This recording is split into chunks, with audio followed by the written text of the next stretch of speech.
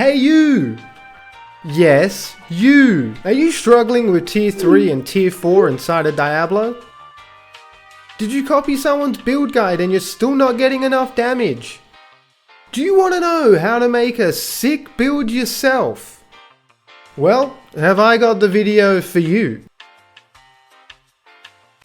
Greetings. Hello everyone, hope you're having a wonderful day, and today I'm going to be showing you guys how to maximize your damage potential inside of Diablo 4. Now, I do see a lot of people on Reddit and other people's channel like complaining that they aren't doing enough damage, especially when they start getting up to higher nightmare dungeon, and I just noticed their damage just falls off a cliff. Because if you're like me, you've probably been building your character wrong the whole entire time. Now, to do more damage, we have to actually understand how damage works inside of Diablo. Now, there is a hidden formula behind every stat on every item card and in our Paragon board, something that's called damage bucket. You're probably like, Ozzy, what the hell is a damage bucket? Now, damage bucket is just a term that helps categorize all the damage inside of Diablo. Every bit of damage inside of Diablo falls into one of these categories. Now, I'm going to pull up a spreadsheet on screen so you can actually see what I am talking about. Now, first up, we have times percent damage. This is going to be everything in your aspects, your skills, and on your glyphs inside your Paragon board. So next up, we do have the main stat for every single class. Now, obviously this is going to be different depending on what class you actually take, but this falls into its own category. Now, there's more involved in this actual category. I'm pretty sure it's skill damage plus skill bonus times like your weapon or your weapon damage. All this falls into one bucket of its own. Now, we also do have attack speed here. Now, attack speed is good because it's going to be able to make you attack quicker,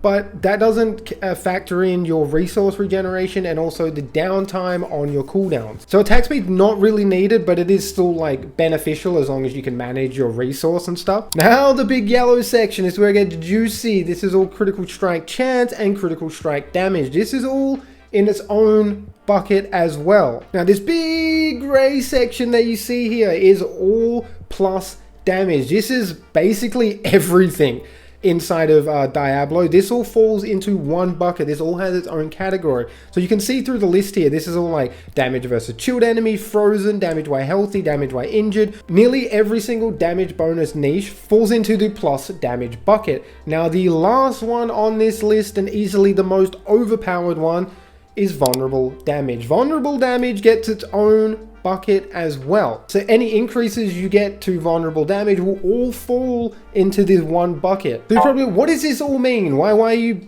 talking about all these damage categories and why are they all in these buckets? Because they all multiply with each other. So your vulnerability damage will multiply with your critical strike damage, which will then multiply with your base damage, which will then multiply with all your additive damage, which will then multiply with all your aspects, your skills, and your Paragon board. You can see how this starts to give you massive damage increase. Now, what a lot of people do wrong, including myself, is you put everything into the plus damage bucket, thinking that if I take a lot of bonuses to crowd control and frost, because I'm doing a crowd control frost build, I'm going to get more damage. In a sense, you will, but you will get diminishing returns because if you keep stacking damage in there, it's only additive. You're not multiplying it with anything. So this is going to be a big issue for people trying to climb up to really high nightmare tiers, because at the start you probably think, yeah, my build's really good, but as you start hitting like tier 60, tier 70, tier 80, and the enemies keep scaling up, you will probably start to notice an issue. So how do we fix this issue? How can we fix not bottlenecking our damage? Well, currently the meta right now is to have as much vulnerability damage as possible and as much critical strike bonuses as possible, like whether that be chant and damage. Remember, more chant you have, your critical strike damage is going to play a bigger part than if you have a really high critical strike damage and you got like a 1% chance to critical strike. That critical strike damage doesn't mean a lot, so you kind of have to balance that too. But the meta is vulnerability damage and taking all the critical strike bonuses. Because remember, they're two different buckets that are going to multiply with each other just alone. That's not even including your base damage, your skills, your aspects, and everything like that. So if we can maximize our damage numbers there, they will be a lot better than if we just put everything into damage to chilled enemies or damage to frost enemies, because remember, all that additive stuff only goes in one bucket. I'm pretty sure on your main two-hander you can get vulnerable damage as the main starting stat before you get the other ass fixes, which is really handy because obviously a vulnerable damage is one of the best stats to have in this game. So you really want to try and prioritize trying to get a two-hander weapon with the vulnerable damage. You're probably worried that you need to go out and farm a whole bunch of gear because you've been stacking a whole bunch of stuff into the additive bucket like I did. Well, that might be the case in some bits of gear that you have that are really just got nothing on it that you actually need.